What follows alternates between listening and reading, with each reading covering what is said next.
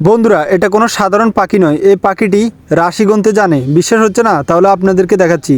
যে কাগজটা নিবে সেটা হচ্ছে রাশিফল। আপনারা দেখছেন একটি কাগজ অবশেষে হাতে নিল।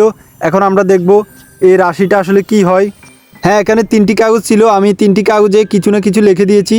দেখেন, বাড়ি থেকে অর্থাৎ হচ্ছে আমার বিয়ে হবে বাড়ি থেকে, মানে ফ্যামিলিগত। আমি এখানে লিখে দিয়েছি পালিয়ে, বাড়ি থেকে এবং প্রেম করে কিভাবে বিয়ে হবে। অবশেষে আপনারা দেখলেন পাখির রাশিফলে এটা কি হলো।